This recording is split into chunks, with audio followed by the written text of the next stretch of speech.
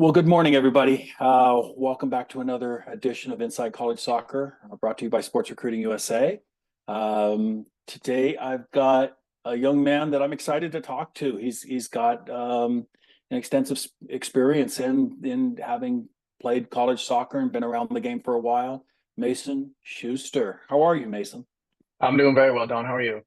Good. You're located where for everybody? Yeah, so I am in Wilmington, North Carolina, right on the coast. Oh, not Well, bad. Not a bad place to be. yeah, it was good. I went to UNCW over here, and then once you're here, it's tough to leave. I can't lie. Yeah, nice. You guys didn't get hit too bad by those by the weather coming through there, the hurricane? No, I mean there was a good bit of flooding around town, but where my wife and I are, there was nothing too torrential, which was good. Right on. Did you meet your wife at UNCW? No, I actually met her maybe 4 or 5 years after I graduated. Um, yeah, and then we've been married for coming up on a year next month. So Oh, well, congratulations. First thank year you, thank you. anniversary. That's fun. Yeah, yeah, definitely, Right on. definitely. You got that piece of the wedding cake in the freezer and all that stuff? I'm waiting for it. It's a coconut cream cake. I'm waiting to dig in. Right on, man. Right on. So you said you played at UNCW, but where'd you come from? Yeah, so I kind of bounced around a little bit as I was growing up. Was born in Charlotte, was there for, I don't know, 5 or 6 years. From there, we moved to Atlanta, Georgia. I was playing back then they were called the Atlanta Silverbacks. I'm not sure what they're called now. It might be NASA Top Hat, I think is what they transitioned into within their system. And then from there, I moved to Houston, Texas, which is where I spent the majority of my life and playing career. Played for a couple local clubs, but ended up with the Houston Dynamo Academy, which, as you can imagine, was a great experience. Got to do a lot of cool things, play with a lot of good players. Tell us Um, about that. So for people who don't know, explain how the academy system is different than like what we have now with MLS Next and Solars and MLS Next, but they're not an academy. Explain to us how the academy system works with an MLS team. sure. So, from my experience, I understand that the times are different now, but it was the DA Development Academy. So, essentially, the best teams in the country, I guess you could say, are playing against each other. Very similar to MLS Next now. I guess not as a grander scale. But yeah, for my experience in the academy, it um, was there since I don't even know when, 2011 maybe. Um, but you're playing, I mean, every day. It's like a professional environment. So Same thing you that it entered is the now. academy at what age?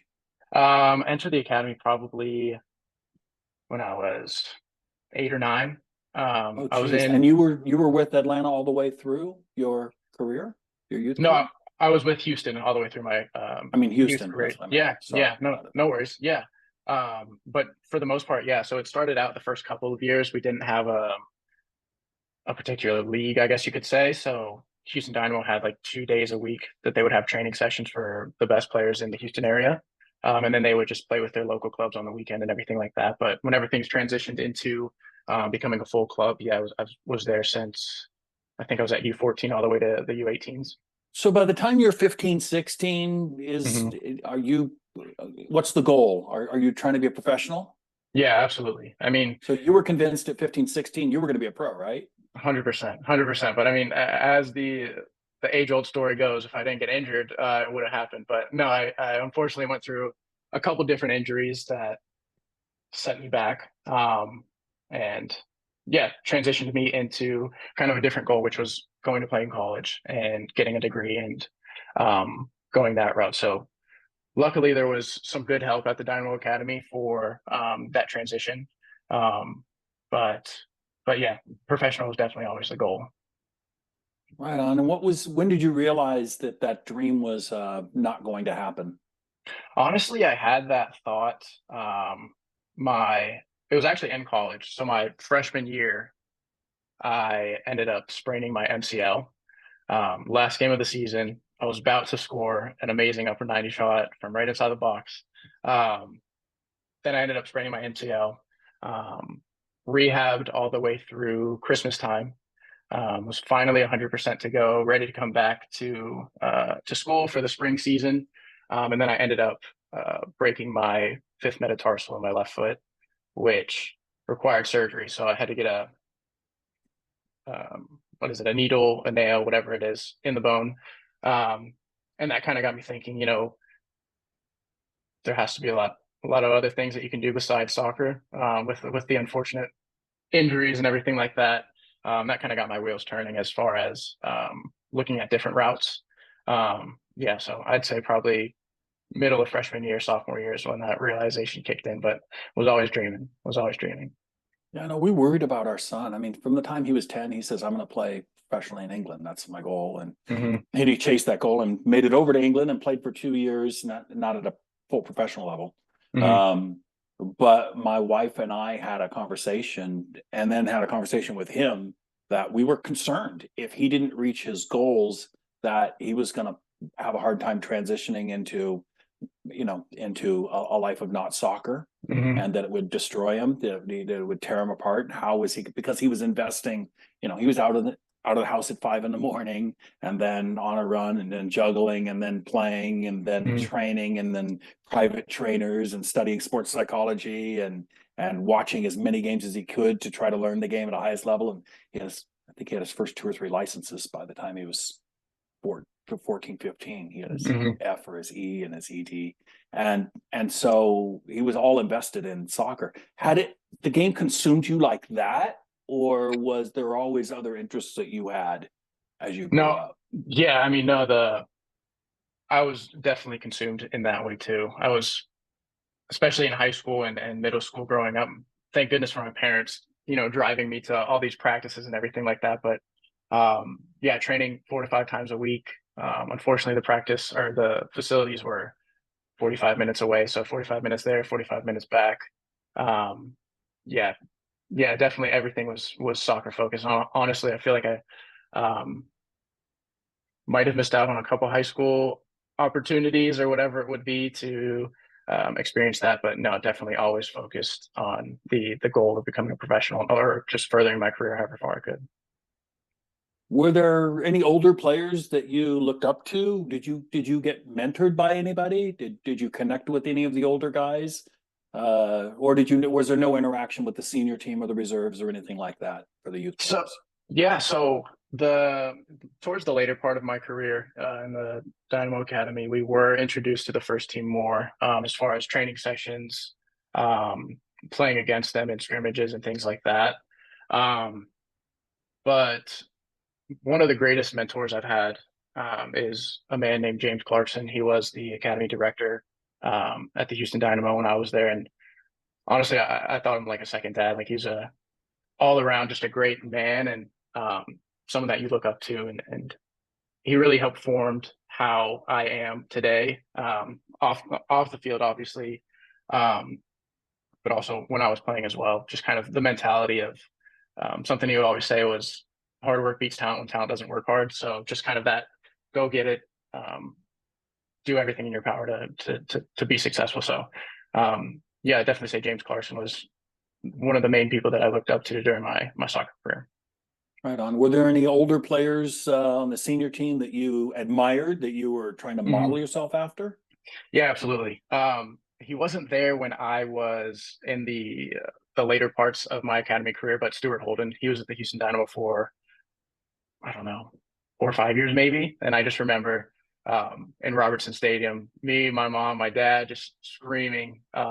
Seeing him play was so cool, and we got to transfer over to um, Bolton in the Premier League. It was so cool watching him and everything I tried to do. Even my hair, I had the spiky hair like he did. Yeah, I just tried to emulate him as much as I could. Right on.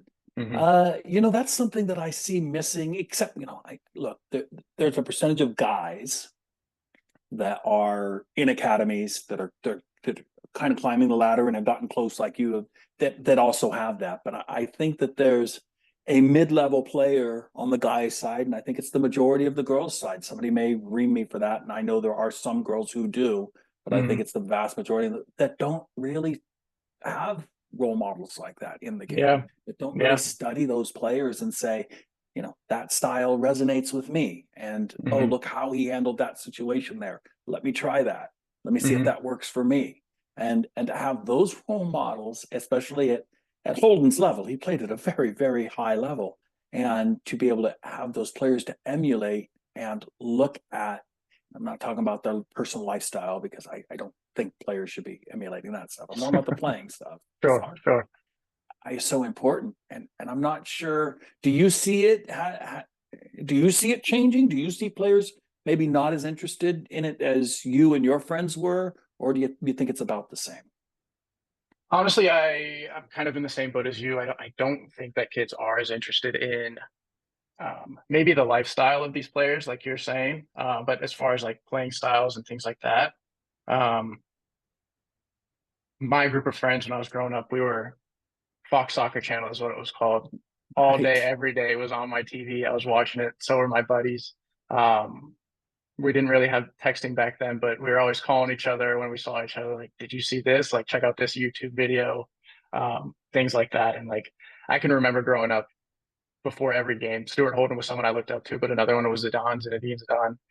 And I would always watch his highlight tapes before a game just to kind of get my head in that space of like, okay, that's how I want to play. Um, so, so yeah, I agree with you in saying it seems like things are changing a little bit as far as kids' interest in following players and trying to play in their style. If that makes sense. Yeah, and we don't need to get into all the whys of it, but certainly there are Sure. more distractions available to Absolutely. kids Yeah. today than when you grew up, when my son grew up, obviously when I grew up. Yeah, Mhm. there's more distractions for sure. Yeah. But Yeah. it's wild because there's more videos than ever available, and there's more information Right. on players ever than available. It's so easy. Exactly. Fox Soccer Channel. We had to search it out and then make sure that our cable provider had Fox. And so when they dropped it, I dropped cable providers when they dropped it, so I can pick up somebody. Yeah, yeah, it was Yeah. hard to get content for Hmm. sure.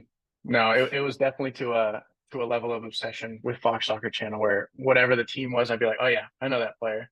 And nowadays, who knows? But So, so I want to talk a little bit about your experience from when you realized that college was going to be probably the mhm, route for you. mhm, Was it? Most people would think, oh, it was super easy for him. He was playing for a professional academy. I mean, every mhm. coach in the country had to have been willing to listen to him and consider him for their team. And this must have been a really easy recruiting process for you. Was that the case? No, not at all. Not at all. So we first started, so my dad and we first started kind of thinking about the college process and everything like that, probably later into my junior year. So we were scrambling for any type of information, and there really wasn't much of anything out there. And within the academy system, um, coaches would come out to games, yeah, definitely. Um, but I don't know, just the position that I was in, it was we just didn't have any real resource to connect with them or connect with coaches aside from like the database with information where you can send an email. But I mean, obviously, as we know, emails can only go so far. But yeah, it was a really difficult process. It was only until my probably October of my senior year when I started talking to schools. And luckily, there was someone at the Dynamo Academy who actually played at UNCW. His name was Daniel Roberts. Um, had that connection and was able to get me in contact with the then assistant coach Zach Haynes to ultimately come on and visit and help me fall in love with the school. But no, it was a difficult, very stressful process. Kind of wondering what to do, how to do it, even with being at a high level club like we were. Um, yeah, it wasn't easy. It wasn't easy. It's interesting. I've never had this conversation with anybody in person Hmm. like this. I've had plenty of Twitter conversations with Hmm. people, but there is a vocal there are people out there that are very vocal and strong about it that have a very large audience on Twitter that Hmm. say if you're part of ECNL, you don't need any help from anybody ever. Yeah. You're going to be noticed. The coaches are there 2, 3, a year, Hmm. various locations. I've been at every event, ECNL event somewhere in the country, coast to coast. But at any one time, there's 200 to 250 to 300 coaches there. And Hmm. then a different 300 coaches on the West Coast and a different 300 coaches somewhere. And so you're going to get in front of 1,000 coaches and you don't need anybody's help if you're Yeah, playing at the highest levels. What would you say to that? I would disagree 100% with that. I mean, for me specifically, whenever we were my junior and senior year, we were always in the top five in the nation in the DA, which at the time was the best league around. And you would think that you would just be getting calls left and right. Um, but yeah, it just wasn't like that. And the whole thing, the big thing for me about the soccer world is it seems massive because the country's massive. There's so many different schools, but it's ultimately a very small world. And if you don't have the personal connections to get in contact with these coaches, then it's so hard to get in contact with these coaches and different schools and get these opportunities just because they're, you know, sent so many emails a day to where an email can only go so far to where it almost just gets lost in the pile, if that makes any sense. Well, sure it does, Mason. I always look because I was a college coach, right? And Yeah. I coached at low levels, Hmm. right? I coached West Coast Division two and then junior college, and we were getting hit with 150, 200 emails a week. So Hmm. if I was out of the office for 3 or 4 days on the road traveling, and I would come back to a couple hundred emails to go through, there Hmm. might be some that I skipped or missed or whatever. Oh, I've talked to coaches, Mason, say they'll get 1,000 a week at the highest levels. Yeah. And so I always looked at send a player sending an email with the subject line, Houston Dynamo player interested in Wilmington. Hmm. Something that says, oh, they're high level and they want to come here. What's going on? I'll look at their film. Is kind of like playing slot machine Yeah, because exactly. you're hoping that when they open up their email, that is in their top feed of their Hmm. what fits their 25 emails or 100 emails per page, that they Hmm. can see it and that they see it at that moment and that they click it at that moment. And if they don't, the advice of most is send another email hoping it hits the top. Hmm. Didn't hear back, send another email hoping it hits the top. And it's like I would just picture that little old lady sitting there at the slot machine. Here goes my email, send it. Oh, it didn't Yep. hit. Here goes my Yeah. email, send it. Oh, it didn't hit. Here goes my email, send it, and you didn't hit. And while that advice, I know some old lady who hit a big slot machine and never had to work again in a day in her life. But if that's where we're going to live our lives, the odds aren't great. I always look at it as you've got to take control of your life in a different Hmm. way, right? You can't just leave your life to chance all the time, Yeah. hoping you get discovered, hoping somebody opens up your email on that day. And I love the story of how you ended up at Wilmington. It Hmm. was a trusted person who was knowledgeable about soccer, Hmm. who knew that staff and knew what that staff's needs were, Hmm. and recognized that you would fit what they wanted. Not to put words in your mouth, but that's the way the majority of players in the country get discovered, is Yep. because their buddy that they went to school with calls them and says, I got a kid that you guys would love and I think he'd love Wilmington. And it's so much easier for a coach when that's the starting point rather than here's a video Hmm. of a kid fishing sending the same email probably to 1,000 schools. Yep. And I don't even know that they want to be at Wilmington. In fact, when I call them, they go, "Oh, UNC, I'm going to UNC, Wilmington." Oh no, not that Ah. UNC. I wasn't thinking that one. I want the Yeah. one where Michael Jordan played. That's the one I want. Yeah. Yeah. Yeah. No, I mean the whole aspect of knowing someone who knows someone in the soccer world is huge for us. And I think, like I said before, it's a small world.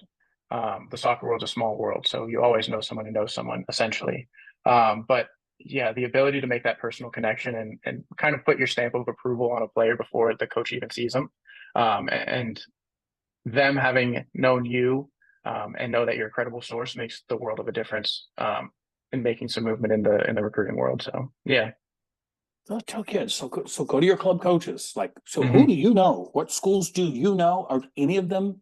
Would they be interested in me? Would I be interested in any of them? Hmm. Right? Give me a list to Yeah. work with. The ones that you can make phone calls to, coach or your trainer or your director of coaching. Right? I mean, a director of coaching at every club in the world should know a college coach, Hmm. 5, 6, very high level. They've been to A license courses. Sure. That's where I met. That's how my whole coaching career started. Did you know that? I was at a C Oh. license course, and They asked me to do a goalkeeping session, even though because they didn't have a staff member that could do it. And Mhm. then one of the people in the course said, "Hey, I just got a college job. Will you come be my goalkeeper coach?" And that's how I got started. So you meet people at these courses. And so that's what I tell people and kids. My number one advice is go ask. Go Mhm. ask the people in your community, and maybe you go, maybe it's another club who's got somebody who's higher that your coaching director connect you with their coaching director so they've seen you play. Find people that can assess you, that have seen you play, that know other people that you might be interested in. You're going to slide into that assessment slot for that coach much faster Mhm. than not. Now, maybe it's a no. No's are okay. It means you can move on. Exactly. Yeah. Maybe it's a maybe. If it's a maybe, then the next question is, how do I change that to a yes or a no, coach? What do you need from me to change that to? And then if it's a yes, then it's a yes. It's great. But I think most families just need answers, right? Yeah. Yeah. No, I mean, I completely agree. And it's funny you say that is kind of reverting back to that saying that I said earlier, where hard work beats talent when talent doesn't work hard. If you're putting in those hours and um, finding the connections that you need to find to get to where you want to be, that's ultimately what's going to get you where you need to go, and the fastest way to do it. So, yeah, I mean, getting those answers as quickly as you can is what you need to do. It's Yeah. yeah. Yeah, exactly. So you end up connecting with, what was that, the only school that you were really talking to was Wilmington? I was talking to Seattle University for a little bit, and then RGV, Rio Grande Valley, in Texas for a little bit. But other than that, it was honestly there weren't too many others out there. And granted, I think that's because um, the location we were in. Unfortunately, at the time in Texas, there was only I think one or two D1 schools. A Um, lot. SMU. yeah, S and then UTRGV was the other one. That's right. Yeah. Um, so yeah, it was a bit of slim pickings for me as far as like geographically, which was somewhat of a hindrance. Granted, we would go play in Colorado and Oklahoma and things like that for games. So there was other schools out there that could come see me play, but I just didn't have the connections to where I could let them know that I was going to be there to watch me play. And at the time, I was one of the top producers on the team as far as goals go and assists and minutes played and contributions and things like that. So honestly, I was surprised that it was as difficult as it was, which just goes to show you the connection aspect of it is so important. Even if you're a high level player, if you don't have those connections, it's extremely difficult to get seen and get somewhere. Right. So you arrive at UNCW, and Mhm. was it harder than you expected, or because you had already been in the academy system going 5 days a week, was it like, oh, this just feels like a continuation of club? Yeah, I mean, it was definitely a transition, a culture shock, I guess you could say, just for the aspect of being a college student. But as far as training and things like that goes, the level that we were playing at in Wilmington, I say was a little bit above the level that we were playing at the Dynamo Academy. Um, Technically, as far as physically, it was a completely different game. I was a 155-pound soaking wet kid playing against 175, 200-pound kids. Um, so that was a bit of a transition, but I'd say overall it was a smoother transition into the college game for sure. What were the biggest struggles for you? So if you could go back and tell going into freshman year Mason, give him a Mhm. couple pieces of his advice, what would you give him to make his life easier? Um, to be as fit as possible. There And I was, tell people that, and then people go, "Oh, these Americans, all they care about is running and fitness." It's like, no, no, no. The whole world only cares about running and fitness. The whole Mhm. world. We run Yeah, 7 miles a game, people, with no timeouts. I'm sorry. It's yeah, a running sport that you have chosen. You hmm must be fit, yeah, and it's physical. Go ahead, get punched and knocked down 15, 20 times while you're playing basketball or whatever. I mean, it's a physical sport. You get hmm smacked. It's like, at the end of the day, it's like you've been in a boxing match if you played yeah, a physical game. And that's every level in the world. And people that have never played our game don't quite grasp that. So hmm be fit. What was the deal with fitness? Did you pass the fitness tests? at So, first when you went in? so, so I did not pass the first fitness test. Or we had a couple different fitness tests. We had one crazy one called 120s where you had to run 120 yards in 10 seconds, and then you had 30 seconds to get back to the other side. That's first time I read about that was from Anson Dorrance. North Carolina used to run those. Yeah. Yeah, it was the worst. But yeah, unfortunately, I failed the first time that we did that one. So I had to come back at 5 in the morning. The sun's barely up, fog still, going over the field. So luckily, I passed it that time. But Why do you yeah, think you've come on? You didn't magically get fit the next morning. Why do you think you failed the first one? I don't know. I do not know. It was before, so the transition from academy to college, we had the DA like finals. And then 3 weeks later, I was going to school.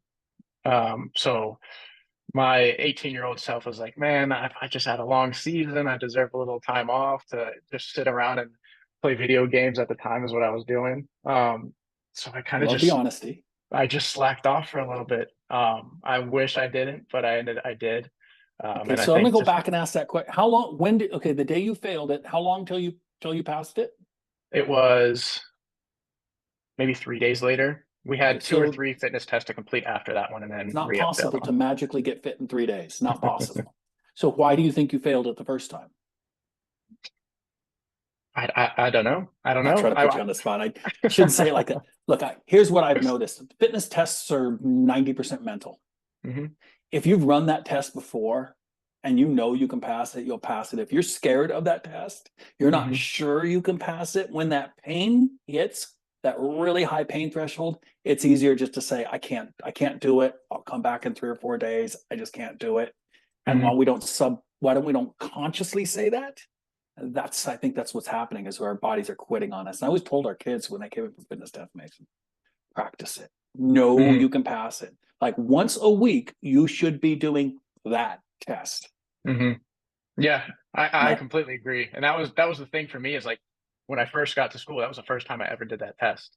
oh I yeah, was like, big yeah, mistake. I'm Because a you don't fit know how to guy, pace but yourself. I'm going to guess you went out too hard the first 3 or 4. The adrenaline hit mhm. and you didn't pace yourself. It's like, oh crap, I made it in 16 seconds, not 18 or whatever the number was. Holy crap, I'm going to pass this thing because the first two you feel good.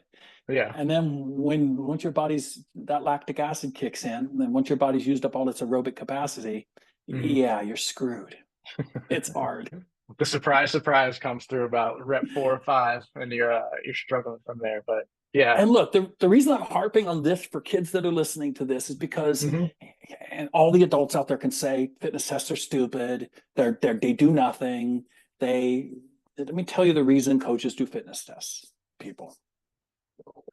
It's trying to fix the Mason Schusters of the world, the guy that we don't want them taking 3 weeks off or a month off without doing anything. We're trying to scare them a little bit.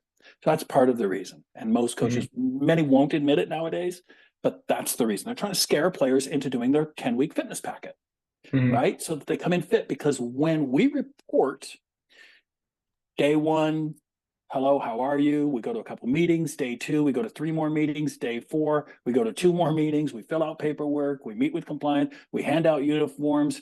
And we're starting to practice. We are. By day 8, we probably got our first match.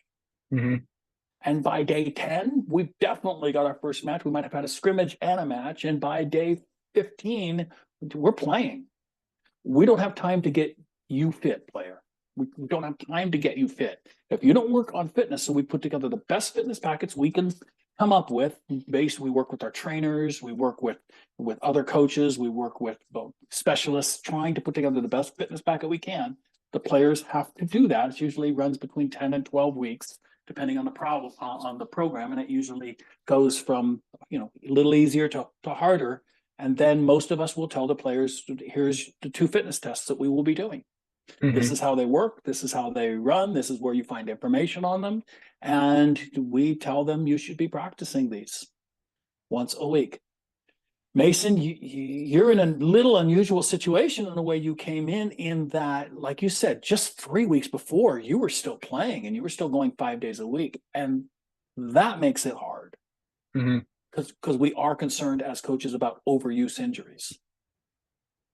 Yeah. So if I was your coach, I would have said, look, you probably won't have to do the fitness packet, but you probably should practice those fitness tests 2 or 3 times before you come in. Make Yeah. sure that you're where you think you are. And I always tell freshmen, if you want to impress a coach, if you want a chance to play in your first inter-squad scrimmage on the first team, or to at least get on the field being top 22, Hmm. finish top 10 in the fitness test as a freshman. Top 10. Yeah. First one Yeah. up. Everybody will go, oh crap, just beat 5 seniors. Holy crap, this kid's at least fit. This kid's serious. Let's see if he can play. Hmm. It's so true, though. It is so true. I'll tell you what, Don, after that horrible first preseason experience with the fitness test, I never ran into that again for the next 4 years or 3 years that I was there. So, Love it. yeah, I definitely learned from my mistakes, but for So what was sure. the other, is there another thing that you would go back and tell your young Mason self? I think enjoy it more. I think I was focused a lot on, playing well, and impressing people who had been following me and living up to that expectation, to where I don't think that I enjoyed the process of it as much as I wish I would have.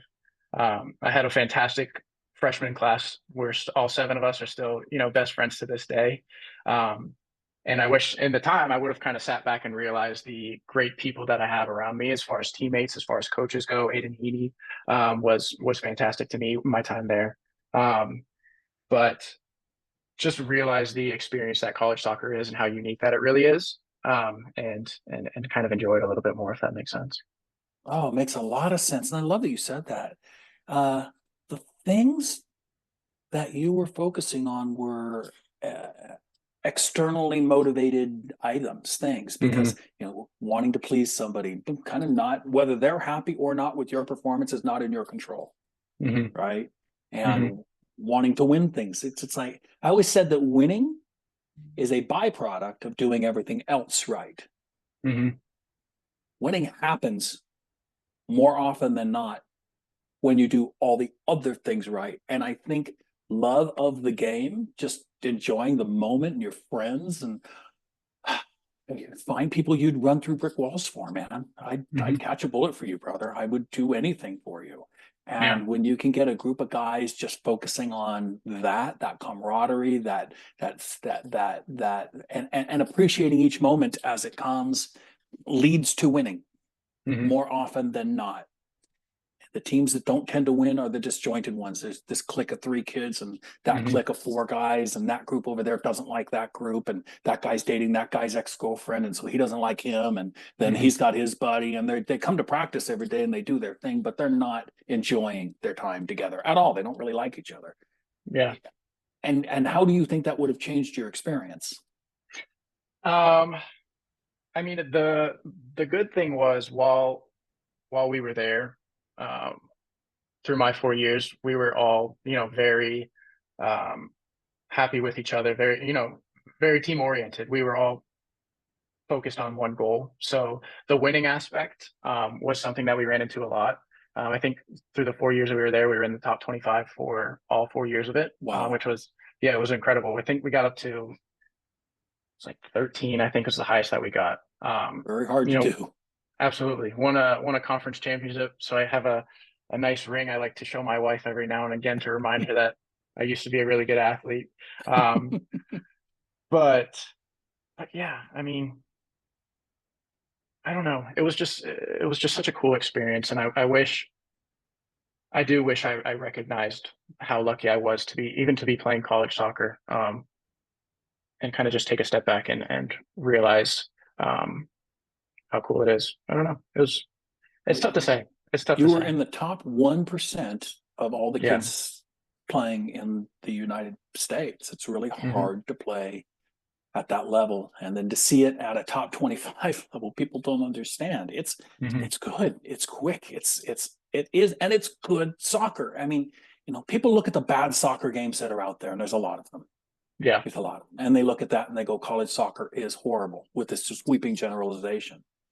But the level you saw it at and played at, Hmm. um, is very good. I mean, the teams in the NCAA and the top 25 are traveling over to England, and they're beating Yeah. they're beating first division teams Hmm. pre-seed. They're beating them, and they're Hmm. beating reserve teams in the higher leagues. And it is, I think we've gotten our soccer's gotten a lot better in the U.S. since Yeah. I grew up, for sure, in the 80s. I'm going to tell you, it's a lot better, and the training is better. It's just not enough of it. Hmm. We get impatient. It's 25 to 50 teams, and we look at 300 teams and we go, yeah, but the other 250 aren't very good. But Hmm. these guys over here are good at the Hmm. level you played at. Who's the best player you ever played against?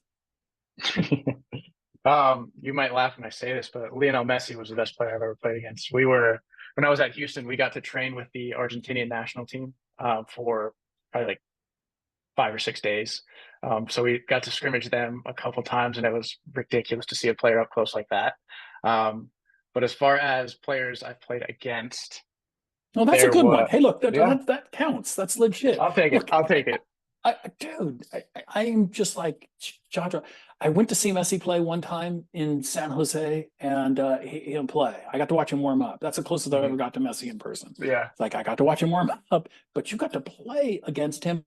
Not just him. That would have been Suarez and right. Would have been that whole group. Or yeah, it was Aguero was there, Otamendi was there, Javier Who were you Mascherano matched was up? there. Who had to defend you? I was playing the 10, so Mascherano was on me, and it was an interesting time to say the least. It was an What'd you interesting time to say learn? the least. What'd you learn? Um, don't try and dribble past him because he will take you out. I think I tried in that game maybe 5, 10 times. I only got past once, which led to our only attack of the game. I think we lost like 26-0, something like that. Yeah, but it was such a cool experience. That's wild. That's Yeah. absolutely wild. What about in college? Did you guys have a rivalry? Was there a game that you guys always looked forward to, that it was a war? They'd beat you Yeah. sometimes, you'd beat them sometimes, and kind of didn't like each other, but those kind of fun rivalries. Oh yeah, James Madison University. That was our we were always fighting for the top spot in the CAA at the time. And those were always such fun games to play in. Either we were going up to there or up to Virginia to play them, or they were coming down here to play us. It was always so fun. Specific players on those teams I can think of. There was his last name was Ferriola. I don't know his first name, but he was this center mid that they had. He's so good. I think he got ended up getting drafted 2021 or 2020. But yeah, he was a great player. As far as in-state rivalries go, whenever we played UNC, those are always fun games. It seemed every season we would play them either there or at our house. And yeah, crowds were ridiculous when Chapel Hill came to Wilmington to play. So those are always such fun games to be in. Those are the memories. Is Mm-hmm. there one game in your college career you wish you could have had back? Ooh, that's a good question. My I think it was sophomore year. We played, or maybe it was my junior year. We played Furman in the second round of the NCAA's, and it was really cold that day. Which coming from Houston, the cold is like my worst enemy. So I wish it was a little bit warmer, but we ended up going down to PKs and ended up losing in PKs, unfortunately. But there was just times in the game I wish I could have affected things differently. But it is what it is at the end of the day. But I wish we could go back to that game and just replay it. Or my last game of my senior year, we played JMU in the conference finals, um, and we lost to a free kick by the player I was talking about before, Ferriola, in like the 80th minute or something like that. And it Oh, was to be fair, it was a peach of a free kick. But yeah, I wish we could go back and replay that game.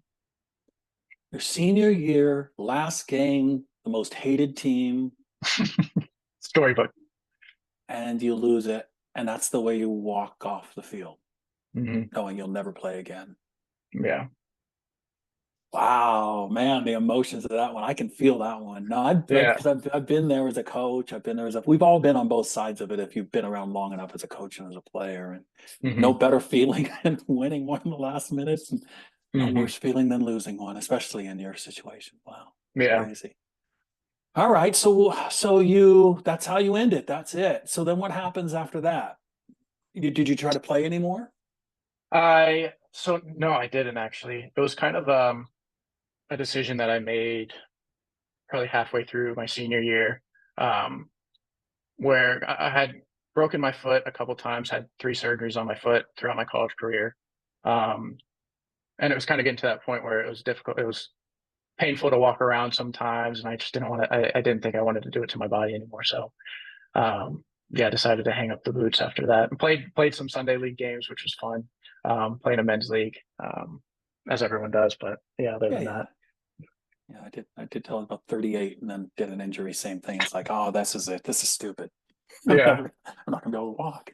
Uh, so it takes us, boy, now you're with, we haven't even mentioned yet. So, by the way, everybody, Mason works with us at SRUSA.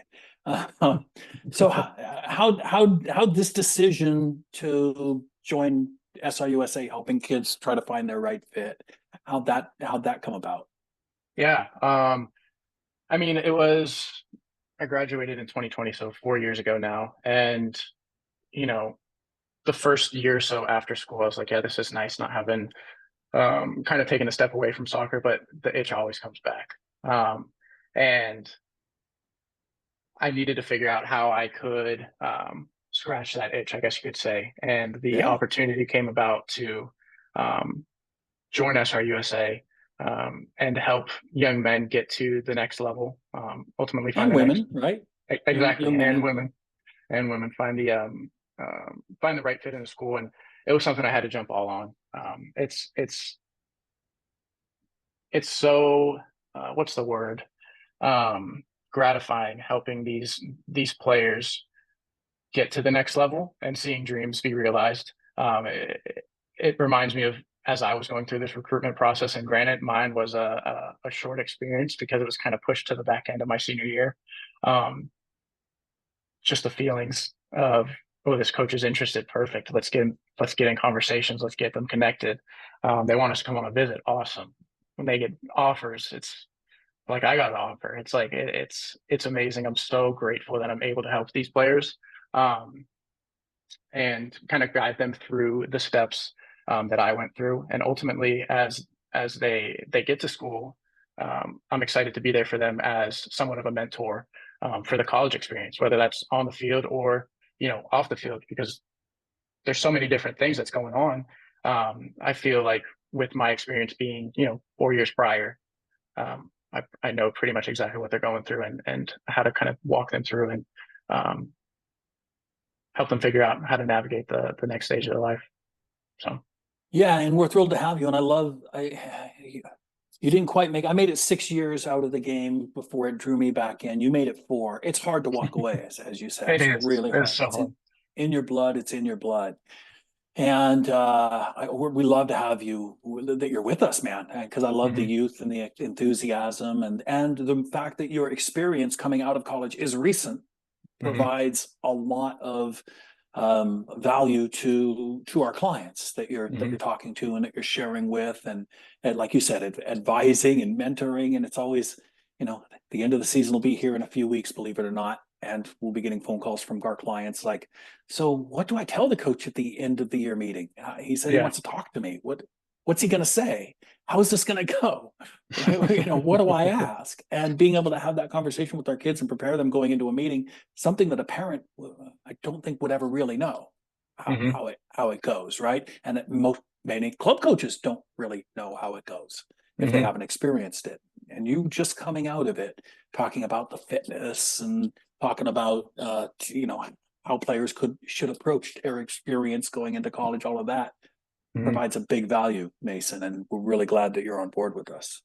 Yeah. Thank you. I'm so thankful to be here. It's a great community to be a part of. So yeah, I'm very grateful. How do people get a hold of you? I know that some of our staff is at capacity, aren't taking on any clients, but Mm-hmm. you're just joining us in a few months now, right? You've been Mm-hmm. with us for 4 months, and Mm-hmm. you've got some clients that you're managing. You've Mm-hmm. got some offers for some of our clients already. I know Mm-hmm. you've got a young man that plays for the full men's team, Puerto Rican national team that you just signed, Mm-hmm. but you've got you've got some capacity on your roster to Yeah. manage more. So how do people get a hold of you? How do coaches get a hold of you if they're wanting to Mhm. know about your Puerto Rican national team player, for example? Or how do players and families get a hold of you, Mason, if they're interested in talking to you more about how you might be able to help them? Yeah, absolutely. I'd say the best way to get in contact with me is through my email. It's Mason, Mason at SRUSAsoccer.com. It goes straight to my cell phone. I check it 5, 6, 7 times a day. But yeah, I think that's the best way to get in contact with me. Well, thanks, Mason, for coming on board. It sounds good. Thank you so much, Don. I All right, appreciate it. Mason. Talk to you soon, buddy.